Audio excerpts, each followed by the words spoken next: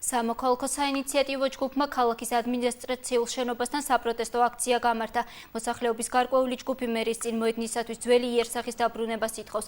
მათი განცხადებით ადგილობრივმა მმართველობამ მოედნის რეაბილიტაცია მოსახლეობის აზრის გათვალისწინების გარეშე განახორციელა.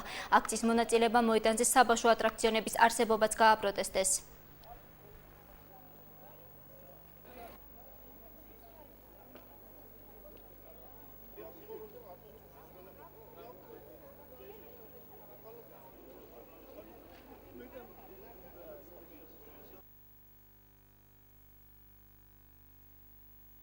ცენტრალური ტრასის გადაკეთვა ნამდვილად არ შეიძლება. ჩემთვის მაგალითად არავის არ უკითხია, აი აქვე ვცხოვრობ.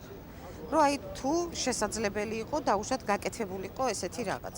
მერე ამ ახალგაზრდებს გაუკეთონ ისეთი რაღაცა, სადაც შეუძლიათ რომ დისკოტეკები იყოს, კულტურისა და დასვენების პარკი არსებობს, კიდევ რაღაც ადგილები არსებობს და აი იქ იყვნენ ეს ბავშვები. ძალიან კარგია გართობა, მაგრამ მოსახლეობის ხარჯზე ნამდვილად არ. ჩვენ არავინაც არ იცელებს, იქ ჩვენს უკან ვინც ხედა, იმათვის ისევ გადამწყვეტი იმ ყოფილი ნაციონალების აზრია, ხალხის აზრი არ აინტერესებს, ერთეულების აზრი, მათი გულშემატკივრების აზრი, საზოგადოების აზრი არის უგულებელყოფილი. აი ამ მოედნით ქალაქის ცენტრი გაწყვეტილია, გარდა მაგისა აქ არის ძალიან საშინელი ხმაური. აქ ბავშვებისთვის ყველად მიუღებელია ეს სიტუაცია, იმიტომ არ არის სველი წერტილი, არ არის საჩრდილოებები, არ არის დასალევი წყალი.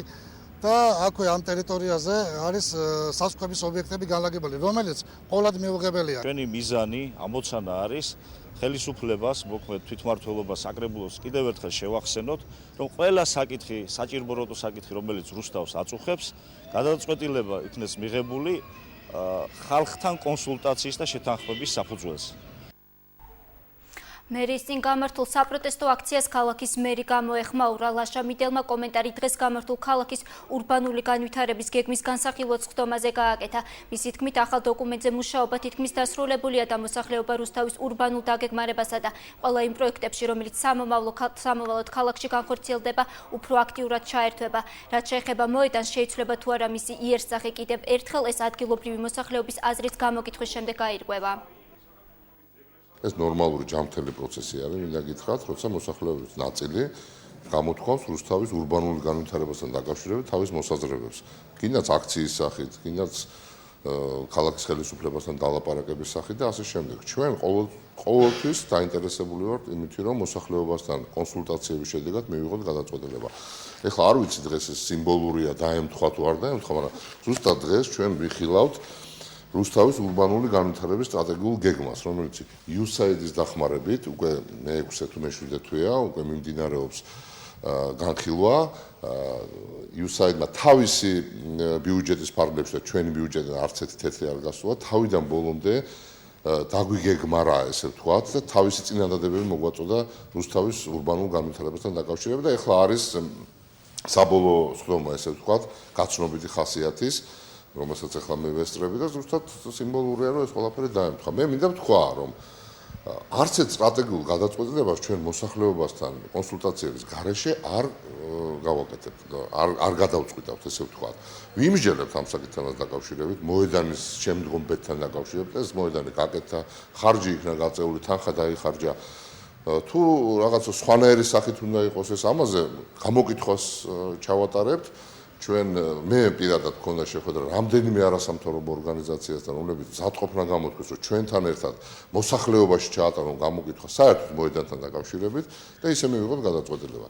რაც შეეხება ატრაქციონებს, ეს ძალიან იოლი გადასაწყვეტი საკითხია, ეს ახალი წლის მერე დროებით ბავშვებისთვის იყო 1 ივნისის მერე, რამდენადაც მე ვიცი, ეს ისედაც უნდა იყოს აღებული და ბავშვთა დღის შემდეგ ისედაც აღებული უნდა იყოს და გადატანილეს ქალაქის სხვა კუთხეში, ამიტომ ეგ პრობლემა არ არის. არასამთავრობო ორგანიზაცია გზა აფხაზეთისაკენ ინიციატივით იზოლებით გადაადგილებული პირები აფხაზეთის მთავრობის წარმომადგენლებს შეხვდნენ. ლტოლვითა და განსახლების სამინისტროს ქვემო ქართლის ტერიტორიული ორგანოს ხელმძღვანელის განცხადებით, შეხვედრა გაცნობით ხასიათს ატარებდა და იმ პრობლემების გამოვლენას ითვალისწინებდა, რომელიც დევნილებისათვის ამ ეტაპზე ყველაზე აქტუალურია. შეხვედრაზე აფხაზეთის მთავრობის წარმომადგენლებმა მომავალში განსახორციელებელ პროექტებზეც ისაუბრეს.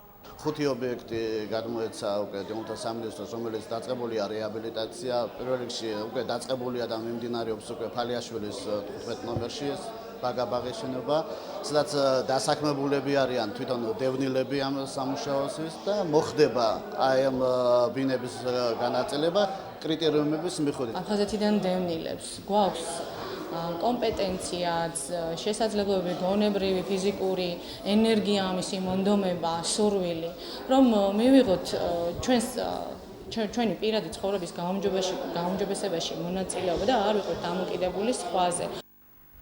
ხვალ 1 ივნისს მსოფლიო ბავშვთა დათვის საერთაშორისო დღეს აღნიშნავს. რუსთავში მერის წინ მიმდებარე მოედანზე საღამოს 5 საათიდან კულტურული და სპორტული ღონისძიებები ჩატარდება. მოიწყობა ასევე ხელნაკეთი ნივთების გამოფენა.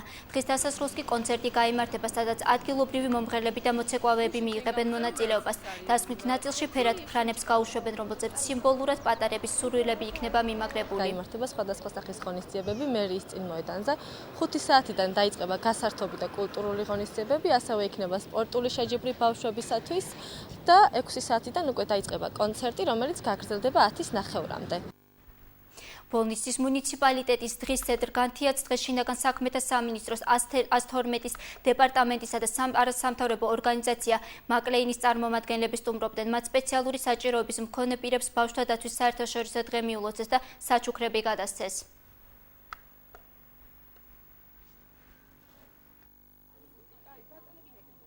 ბავშვთა დათვის საერთაშორისო დღესთან დაკავშირებით შინაგან საქმეთა სამინისტროს 112-ის დეპარტამენტმა დღეს ბოლნისში შეზღუდული შესაძლებლობების მქონე პირთა ცენტრ განთიადის ბავშვები მოინახულეს და სამახსოვრო საჩუქრები გადასცეს. დეპარტამენტი ბოლო რამდენიმე წელია მსგავსი ტიპის ღონისძიებებში აქტიურად არის ჩართული და სპეციალური საჭიროების მქონე პირებისთვის სხვადასხვა ტიპის აქტივობებს ახორციელებს. ჩამოვედით ბოლნისის ბავშვთა სახლში, მათ ჩამოუტანეთ საჩუქრები და ჩვენ გამოვხატავთ თანადგომას, ჩვენ ვართ ყველა მოქალაქის გვერდზე, ყველა ბავშვის გვერდზე ვართ და მათ ვეხმარებით, რათა მეტი ინტეგრირება მოხდეს მათ საზოგადოებასთან და ჩვენ ამ მხრივ ყოველთვის გავაგრძელებთ ესეთ აქციებს. დღესვე განთიადის ბენეფიციარები პარტნიორი ორგანიზაცია მარკლეინის წარმომადგენლებმა მოინახულეს. ასოციაციის წევრებმა ცენტრის აღსაზრდელებს მათთვის საჭირო ნივთები გადასცეს და მათთან ერთად გასართობი ტიპის აქტივობებში მიიღეს მონაწილეობა. ბავშვები თვითონ მოახდენენ მოხატვას რაღაც ქოთნების, ყვავილებს დარგავენ, შიგნით ეს ყვავილები დარჩება მათთან და ჩვენგან სახსოვრად იქნება. ეს ყველაფერი არის ესეთი პატარ-პატარა აგურები, რომელიც აშენებს ბავშვის შესაძლებლობების დიდ შენობას. ბოლნისის მუნიციპალიტეტის სპეციალური საჭიროების მქონე პირთა ცენტრში ამ ეტაპზე რეაბილიტაციის კურს 30 პირი გადის. მათ განვითარებაზე და საზოგადოებაში ინტეგრირებაზე ყოველდღიურად არასამთავრობო ორგანიზაციების მიერ გადამზადებული პედაგოგები ზრუნავენ. დღის ცენტრში ჩვენი ბავშვები იღებენ არაფორმალურ განათლებას. 30 ბენეფიციარი ყავს და 30 ბავშვს ემსახურება დღის ცენტრი. შეზღუდული შესაძლებლობების მქონე პირთა ცენტრი განთიადი ბოლნისის მუნიციპალიტეტში 2009 წელს დაარსდა. მას შემდეგ კი არაერთი ბავშვის ცხოვრება უკეთესობისკენ შეიცვალა. გადავარჩინოთ სამყარო ამ სახელწოდების ფოტო გამოფენა დღეს. გამოფენას უმასპინძლა დღეს კოდის სათემო განათლების და კულტურის ცენტრმა გამოფენაზე ახალგაზრდა ფოტომოყვარულების მიერ აღბეჭდილი ათეულობით კადრი ფართო საზოგადოების განჯის საგანი გახდა. ევრაზიის თანამშრომლობის ფონდის მიერ ორგანიზებული პროექტი ქვემო ქართლის ისტორიული ძეგლების ფირზე აღბეჭდის ისახავდა მიზნად. კონკურსის შედეგად 16 ფინალისტი გამოვლინდა. მათ ორგანიზატორებმა სპეციალური ფოტოსურათების გადარებით უფრო გაცნობიერებულად ხედავენ თავის მხარეზე, თავის რეგიონში, ქვემო ქართლში რანერი სიმდიდრე არსებობს. ეს ახალგაზრდები ქვემო ქართლის რეგიონში თითქმის ყველა კულტურულ ისტორიული ღირებულების მქონე ძეგლზე არიან ნამყოფები და ძირითადში წარმოდგენილი ფოტომასალა გახლავთ სწორედ ამ ადგილებიდან. პროექტის მრავალპროფილიანობა გვაძლევდა იმის შესაძლებლობას, რომ მიგვეღოს სიამოვნება არა მხოლოდ კულტურული ძეგლების დათვალიერებით, არამედ მათი ფირზე აღბეჭდით. ამ მხრივ დაახლოებით 3 თვის განმავლობაში იქნებოდნენ ეს კადრები და როგორც ხედავთ, მრავალფეროვანი კოლაჟი შეიქმნა იმისა, რაც ჩვენ აქ ვიხილეთ. რუსთავის სარაგბო ბაზაზე შეიარაღებული ძალების ჩემპიონატი დასრულდა. 3დღიანი ტურნირის გამარჯვებული სპეციალური დანიშნულების რაზმსა და პირველ ქვეით ბრიგადას შორის გამოვლინდა. ფინალური შეხვედრა როგორც მოსალოდნელი იყო, დაძაბული გამოდგა.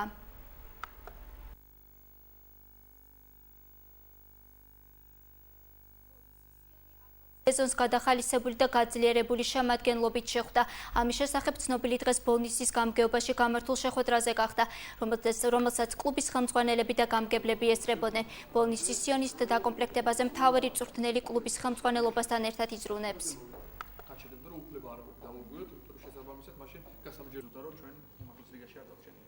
ვიღაცა ძალიან უნდოდა რომ ბოლნისის შევთანხმდით იმაზე, რომ 20 რიცხვში იკრიბება პირველი გუნდი, 20 ივნისს შეიკრიბება და აქედან გამომდინარე, ვინ როგორ ფორმაში მოვა, ვინ როგორ ვინს კონტრაქტები დაუმთავრდა ზოგი პირიქით დარჩენილი აქვს დეკემბრამდე კონტრაქტი, აქედან მწვრთნელები გააკეთებენ საბოლოო დასკვნებს, უკვე როცა დაიწყება უშუალო ფეხბურთელებთან მუშაობა. ბრიუსელში ოფიციალური ვიზიტის ფარგლებში საქართველოს შინაგან საქმეთა მინისტრი ირაკლი ღარიბაშვილი ბელგიელ კოლეგას შეხვდა. შეხვედრის ფარგლებში ორმხრივი თანამშრომლობის საკითხები და სამომავლო გეგმები განიხილეს. ვიზების ლიბერალიზაციის სამოქმედო გეგმების განხორციელების პროგრესის შესახებ ინფორმაციის გაცვლის მიზნით კი მინისტრმა ასევე გამართა შეხვედრები ევროკომისარ სესილია მალმსტრომსა და გაფართოებისა და სამეზობლო პოლიტიკის საკითხებში ევროკომისარ შტეფან ფულესთან. მხარეებმა საქართველოსა და ევროკავშირის შორის არსებული თანამშრომლობის ჩარჩოებით აღებული ვალდებულებების შესრულება და სამომავლო გეგმები განიხილეს. მინისტრმა ორმხრივი შეხვედრა ნატოს გენერალურ მდივნის პირველ მოადგილესთან ალექსანდრ ვერშბოუნსთანაც გამართა, სადაც საქართველოს ნატოში ინტეგრაციის პროცესში მიღწეული წარმატებები და ამ პროცესში შინაგან საქმეთა სამინისტროს როლი განიხილეს.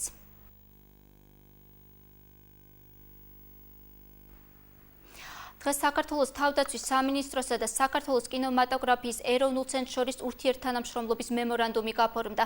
დოკუმენტს საქართველოს თავდაცვის მინისტრის მოადგილემ თამარ ქაროსანიძემ და ცენტრის ხელმძღვანელმა ნანა ჯანელიძემ მოაწერეს ხელი. მემორანდუმის თანახმად კინემატოგრაფიის ეროვნული ცენტრი სამხედრო ნაწილებში მხატვრული და დოკუმენტური ფილმების ჩვენებისათვის ფილმების შერჩევას და მოწოდებას უზრუნველყოფს.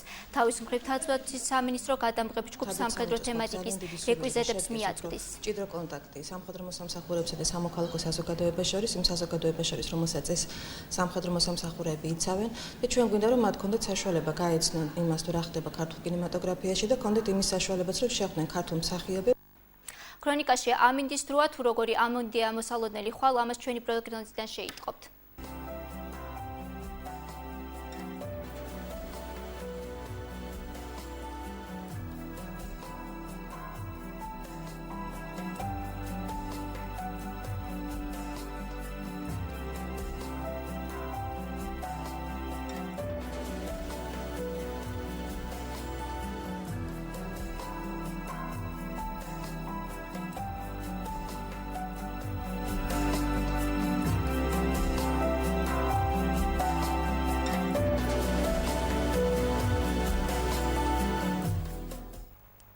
ქრონიკა ამით დასრულებულია, მე მომავალ შეხვედრამდე გემშვიდობებით.